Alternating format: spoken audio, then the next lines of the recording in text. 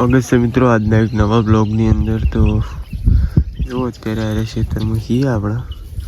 ગાય બધી વાકન ચાલુ છે, બકરી વાકન બેસી છે. અહીં જવાનું છે પાણી પાવા માટે. તો બ્લોગમાં બને રહેજો, પછી બતાવીશ હું તમને.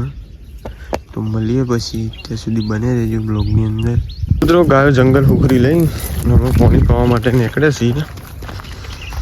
જો બધું જંગલ આ બાજુ છે, આ બાજુ પણ જંગલ છે.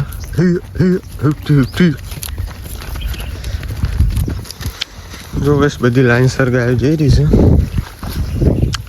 અડધો ભાગ સાઈડ જંગલનો, એક રડું પેલી બાજુ.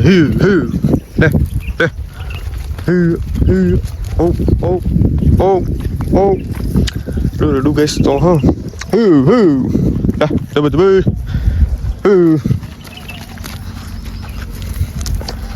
જો ગઈશ ગાય બધી જઈ રહી છે.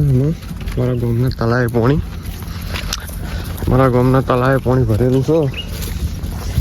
એકન જવાનું છે આપણે, તો એકન જઈ રહ્યા છીએ. જો પેલું રડું આવ્યું નથી ગઈશ, જો તો બ્લોગમાં બને રહેજો.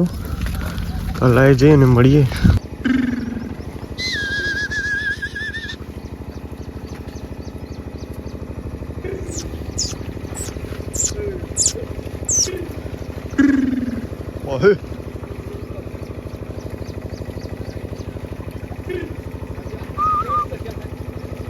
ના પી રહી.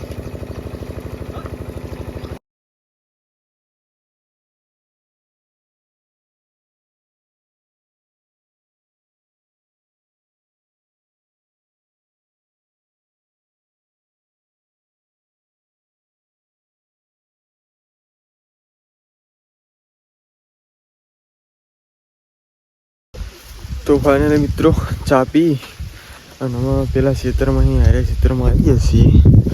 ગાયો ચરે છે આ બાજુ બધા. જો આટલા બધા ગાયો ચરી રહી છે ગેસ. 2 વાગી ગયા છે. બકરું આ બાજુ ચરે છે, ગાયો બધી આ બાજુ ચરે છે. જુઓ તો ગેસ સપોર્ટ કરજો યાર. બહુ દિવસ પછી બ્લોગ બનાવ્યો છે આપણો. પહેલાં જેવા આમાં વ્યૂઝ આવતા નથી, તો થોડું શેર સપોર્ટ બપોર્ટ કરી દો. જો અડધી ગાય થોડી પેલી બાજુ છે. આ બોડી ગાયને આ બાજુ ચરે છે. અમારી બોડી ગાય પેલી બાજુ એક રડું છે. જો ભેંસ પેલા બાવળિયાની અસર ઊભી રહી છે. સવાલે તાપની વાયરો આવતો નહીં, ઊંસો આવે છે.